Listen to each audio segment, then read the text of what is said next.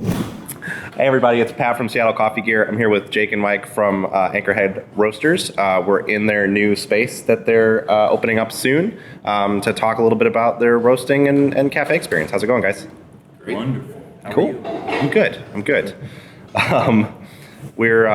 You guys are still in progress in building the space out. Do you know when you're planning on being ready to open? Hopefully in March, but it's taking a while. Moving targets. Yeah. Yeah. On a couple things. We'll It see. always takes Yeah. longer than you anticipate. Yeah, for sure. So what is you guys' history with coffee before you started Anchorhead? Nothing. We enjoy drinking it. So it was something we joke about all the time. We just talk about opening a cafe someday.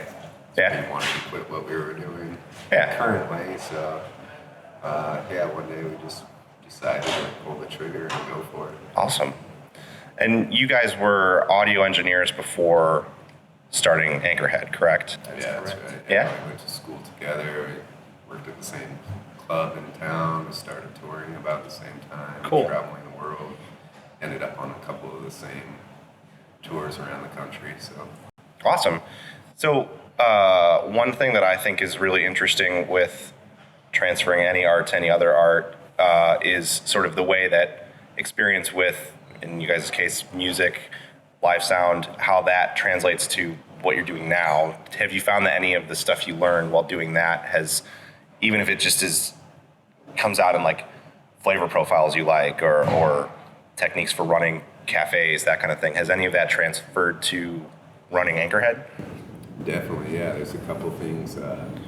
The technical aspect of it, live audio and the gear and the theories behind all of it's pretty technical. So diving into roasting and figuring out how it works and what you're manipulating in the coffee is pretty fun to learn about all that. And then on the other side, besides the audio, we also tour manage. So we're keeping track of books and kind of running logistics for getting people around, booking hotels, flights, cabs, whatever it might be. And then transferring that into some sort of business aspect. Right. So kind of give us some confidence to pull the trigger and do something. So Yeah. It's pretty daunting to just, Yeah. hey, we're going to start a business. Well, and you guys have multiple locations now, right? So like managing people across a lot of spaces. It's probably the most difficult part. Yeah, is totally. Managing people. But That's cool. So you guys started with cold brew, right? Like bottling cold brew? Yeah. That's, it's not like I've never seen it, but that is unique compared to a lot of roasters. What was the thinking behind starting with cold brew specifically? Yeah, it was probably the easiest thing to try out because we didn't have gear to mess around with necessarily. Went over to Jake's house one day and he's like, hey, you want some cold brew? I was like, I don't know what that is, but sure. He gave it to me. I was like, wow, this is good. Let's do this.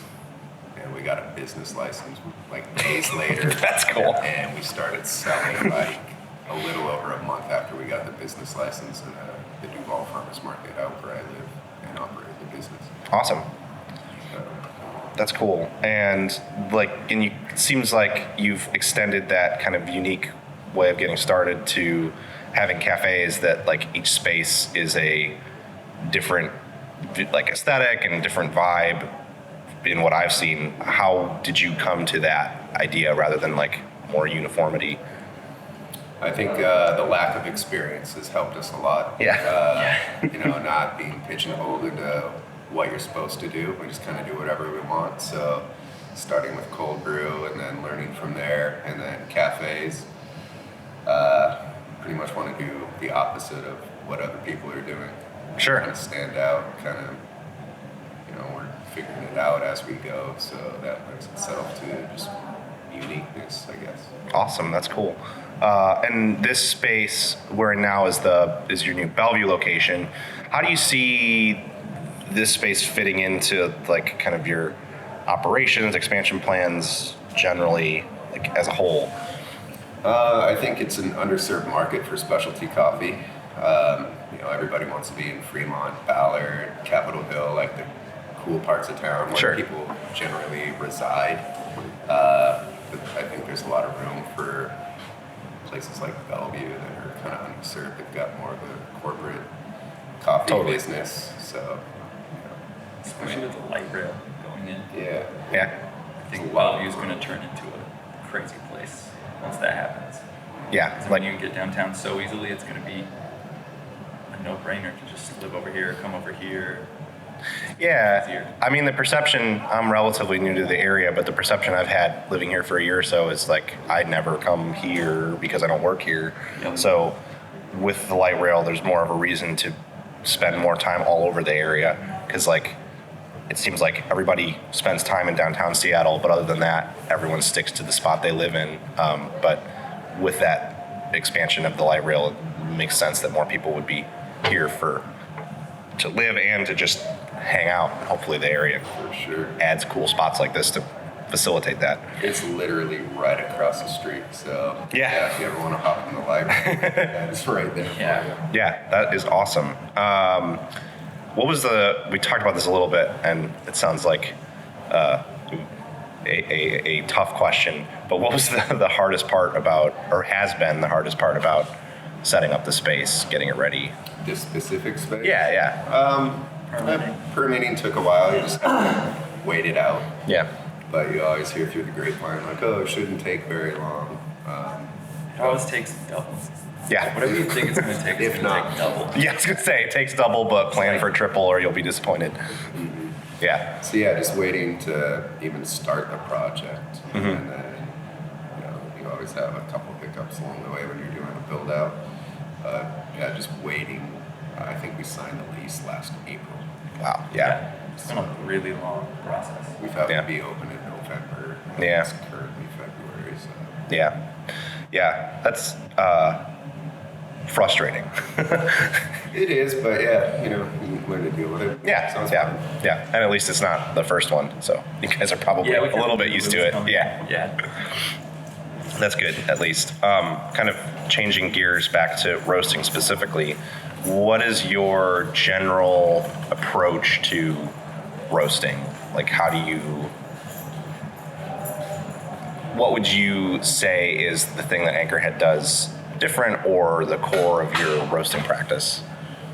We always try to find the balance in the coffee. Yeah.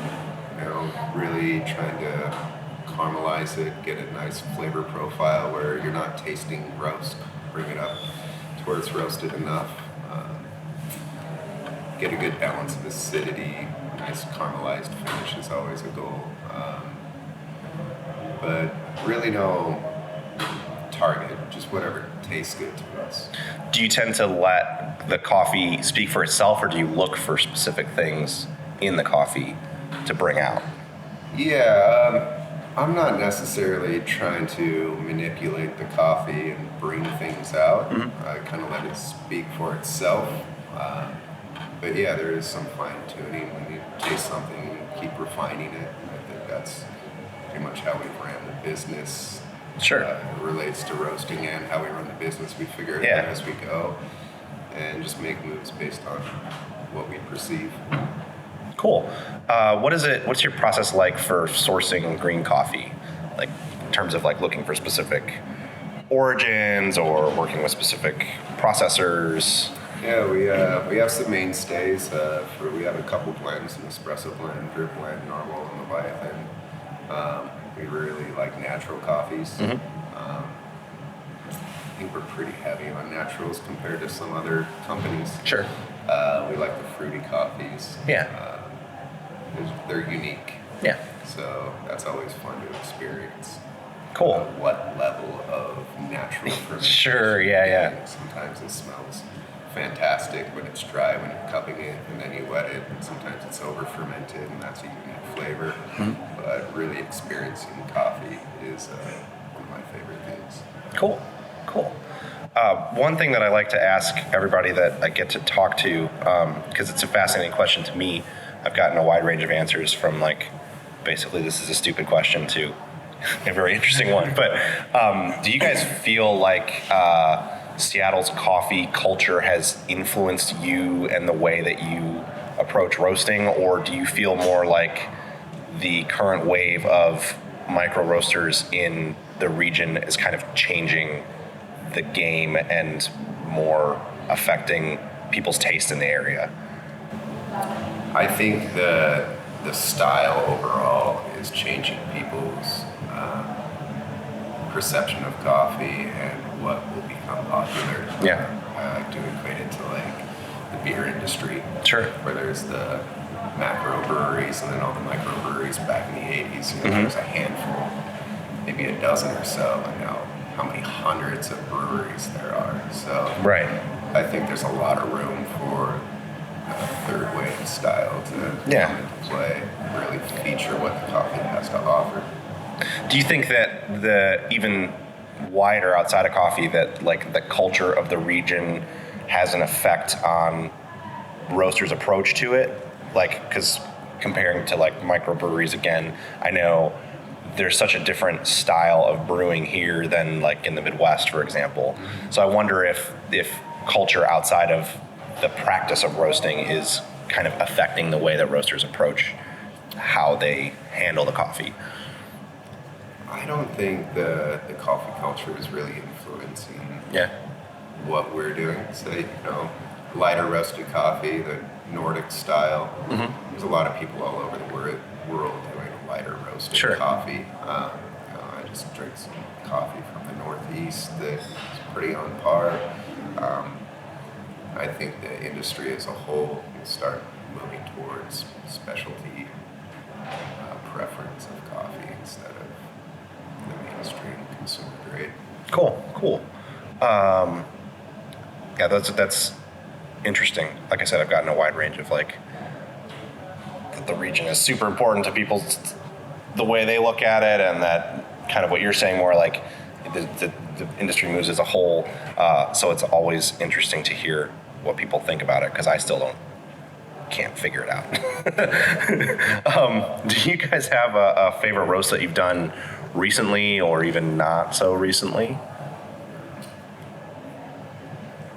That's delicious. Yeah, we have a couple natural Ethiopias, a Hambella, or Mora natural, super tasty, unique fruit flavors, not your typical just floral or blueberry. It's really fun to find those unique natural flavors. We had a really good Kenya. We've got a really good natural Burundi coming out next couple weeks. Awesome. Yeah, I hadn't really been into naturals until the last year or so, and then I got way into like what you're saying, like the floral blueberry sort of standard, and now I'm just always on the hunt for naturals that do something beyond that, because that's good, but it's not hard to find that anymore. So that's cool to hear that you have stuff that you think is kind of outside of that norm. For sure, yeah. I mean, there's some companies that don't have any naturals; they stick to washed. There are some variabilities in that, consistency, whatnot, but the uniqueness is always fun to find. Yeah. Unique fruit flavor. Yeah, for sure. Very cool. What is your guys' favorite brew method? Mine is espresso. Mine would have to be a pour over. Pour over? Yeah, I think that's probably the cleanest, best way to represent what the coffee has to offer. Cool. Do you just like straight espresso, or do you like a specific cappuccino? Yeah. My go-to drink is probably just a cappuccino. Cool. Like a cortado or something. Cool. But I'll just drink straight espresso Yeah. all day. Awesome. Very cool. Pound like 8 cups of drip coffee. 9. Yeah. Yeah. It's funny. I drank espresso, but always preferred drip, and then started preferring espresso, and then started drinking tons of Americanos, and now I'm back to I would rather drink drip than espresso. So. I love like a really, really short Americano. Yeah. Like 1-to-1. Yeah. Delicious. Awesome. Well, we're very excited to see the new space. We'll have to come back when it's opened up and ready to go. And I really appreciate you guys' time. Was there anything else you wanted to share or mention before we sign off? Give Gail my best. Just check out Anchorhead. We've got coffee for sale on SeattleCoffeeGear.com and our own website. We've got subscriptions, so Sweet. give Well, us a try. thanks so much, guys. Thank you. Thank you.